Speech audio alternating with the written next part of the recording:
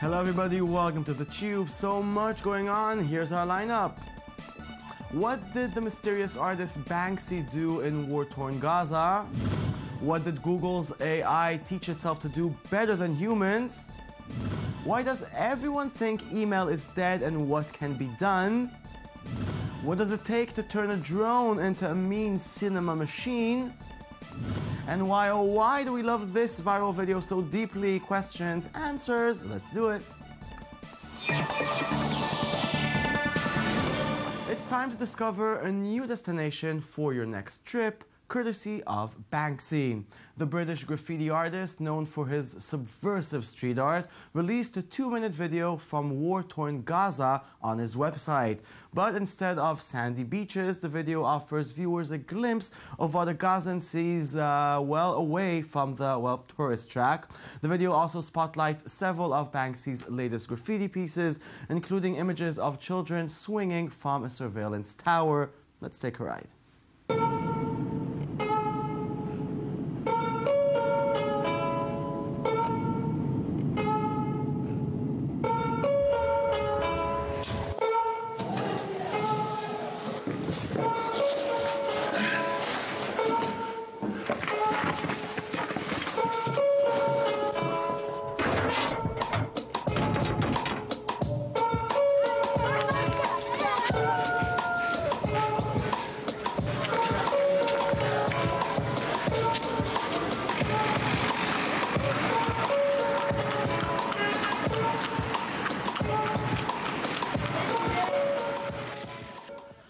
Thanks for the tour, Banksy. Thank you very much. Now, let's talk about artificial intelligence. It can be smart, but how smart? Now it's smart enough to learn how to play games on its own. Yes, Google's DeepMind AI can now beat 49 Atari video games. That may not sound like much, but it taught itself to play, a significant step for machine learning. Google acquired DeepMind Technologies last year, beating Facebook on the bid. Now DeepMind Tech is behind the machine's learning capabilities. The computer program, called DeepQ Network, wasn't given much in the way of instructions to start, but in time it did better than humans in 29 out of 49 games, and in some cases, like video pinball, it did 26 times better, according to a study released by Nature Journal. It's the first time an artificial intelligence program bridged different types of learning systems. Well, there goes my ping pong championship game. You'll beat me. Now, it seems like everybody thinks the email is broken and that Israelis are trying to fix it. Recently, we interviewed the people of TLDR, a startup trying to turn emails into social media posts. And now a new and talked about app wants to make email into conversations. The new app, called Hop, hopes to make it easier for you to hop into conversations. The idea behind Hop is that instead of sending long, cumbersome emails, you can quickly jump in and out of messages and treat them like it's a quick chat service instead. Check their pitch out.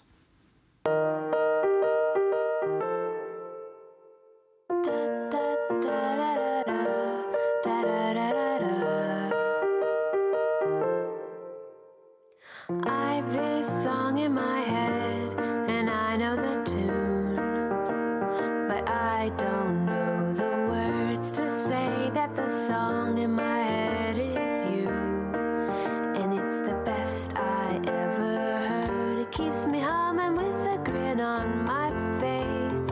I even tap my foot if there's enough space. But if you don't feel the same way, just let it be said. To talk about Hop a little bit, we have one of the biggest internet entrepreneurs in Israel, co-founder Erez Filosof. Good evening. Good evening. So what gave you the idea for Hop? So basically, like many people, I was frustrated with my email. Basically, I tried to change it, really think about how email will behave if it was invented today. So that's why we came to Hop. You know, there's so many email solutions out there right now. What makes Hop unique? So basically, most of the email solutions are kind of just a nicer display of your current email.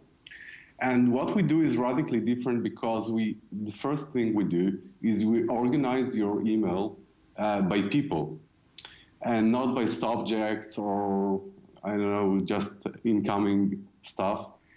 And that makes it very easy to use. It drastically reduces the load of your inbox. And it gives you this kind of chat interface, which you know from WhatsApp and other modern messaging services, which are way, way more suitable to mobile devices. You know, what I can understand is, as you said, we have WhatsApp, we have Facebook chat, and there's the email. But why are people trying to fix the email? What's broken with, you know, the email as it is, a work thing? I think it's very hard to navigate email currently. And we think that it's the way, because the way it's organized, you are overwhelmed by your lots of messages coming in. And by turning email into kind of a messaging service and organizing everything by people, you kind of bring email to behave like people are used to now. But you want to be more like WhatsApp, or do you want to be the next Gmail? It's an interesting question because basically what we see is that there used to be two kind of services, messaging and email. Mm-hmm. And we see a trend that is happening. Hop started this trend, but they're starting to converge because on the one side, for example, if you take WhatsApp, lately they added some features which we all know from the world of email, like archive. WhatsApp didn't have archive. Mm-hmm. And they added that, and that becomes more similar to mail.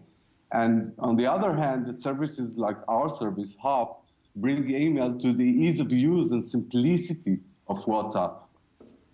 Okay, sounds super cool. Now, on a more personal note, for many years you've been the CEO of Walla, one of Israel's first and largest online news content website. What made you go back to the startup world?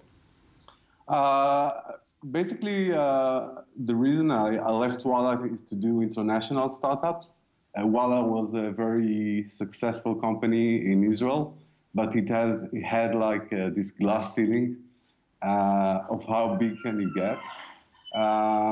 This was the main reason I kind of personally decided to kind of try to make international services. Okay, fair enough. Hope you are enjoying your high new ceilings. Thank you. Okay, thank you for having me. Thank you very much. Let's move on. YouTube is a cultural phenomenon with 1 billion views a day, but it seems like the site can't see a dime out of it. According to a new report out of the Wall Street Journal, Google's YouTube unit posted a revenue of nearly $4 billion in 2014, but did not earn a profit of any kind. This revenue is up from $3 billion in 2013. YouTube accounted for about 6% of Google's overall sales last year. One of YouTube's biggest expenses recently has been paying for content. The company invests millions of dollars in creating original content and funding studios for the creators to shoot content in. Analysts blame YouTube's inability to earn a profit on poor ad targeting methods, as well as a strong reliance on teen users. Teens, hello, be more profitable. Thank you. Civilian drones, they are great. They are great. Civilian drones are great and expensive, yes they are, and they're great. Yes, they are. And now, as they get smarter and smarter, they are being used as more than just a toy. Cinematographers and journalists who are interested in making beautiful dolly-like shots should, well, hear us out, for a new plugin for your drone called Shift might just change the way you shoot videos. The Shift itself turns even hobbyist drones into robotic flying dollies for capturing great pans, zooms, and flyby shots, with computer vision tech making sure to keep a user-defined subject exactly where it needs to be in the frame along the way. Watch and be impressed. Let's talk drones.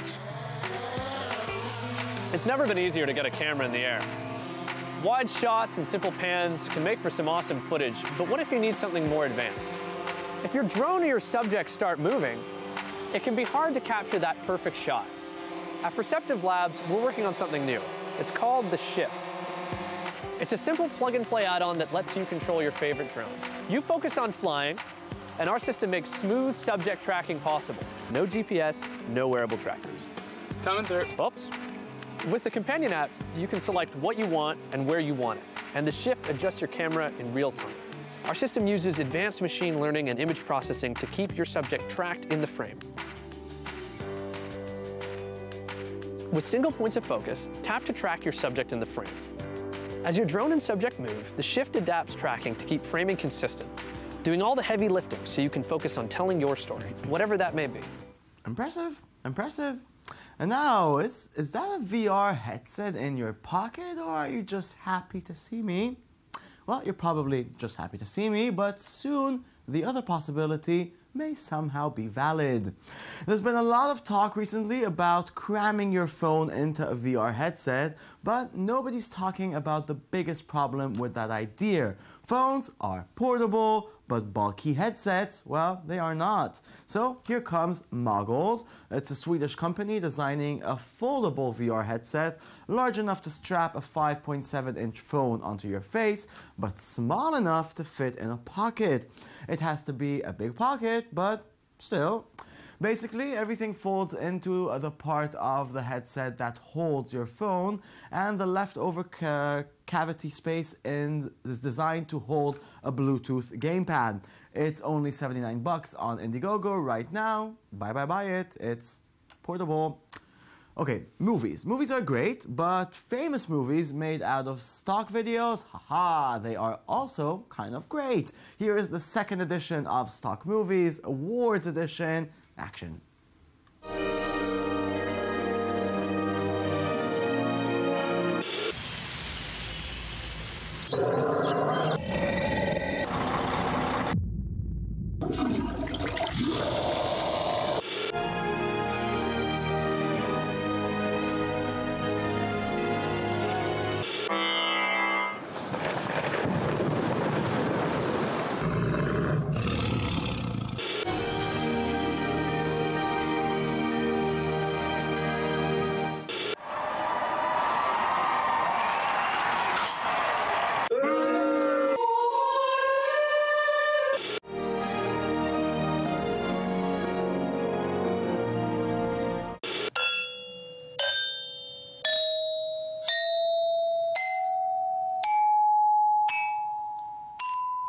Ever since the dawn of history and mankind, there were dads and dad jokes. But what happens when two dads find themselves in the same room? Well, get ready for the dad jokes battle.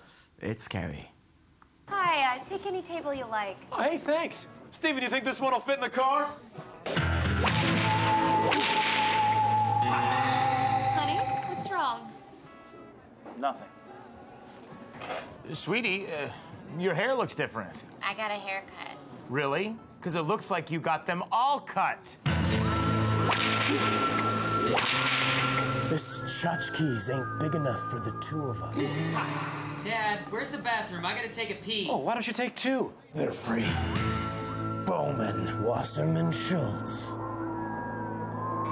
So, how do you two know each other? This is Mark Bowman. Supposedly funniest dad west of Lakeshore Drive.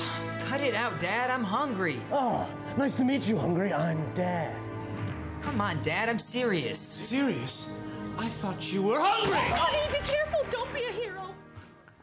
Yeah, and to end the show with a kaboom, here is the Frozen characters reenacting the blood test scene from horror classic The Thing. Really?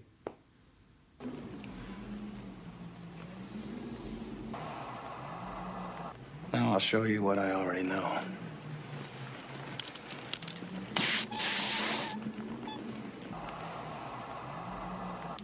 This is pure nonsense. Doesn't prove a thing. We'll do you last. Get away from me! What is it?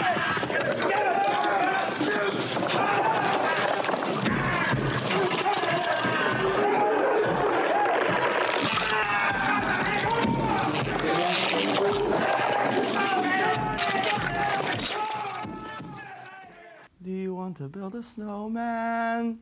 Okay, that's it. Thank you very much for watching. Enjoy our best of edition throughout the weekend. We'll be back on Monday with a brand new show. Twitter, Tumblr, TheTube24. And always remember, today is the oldest you have ever been and the youngest you'll ever be again. Embrace the moment.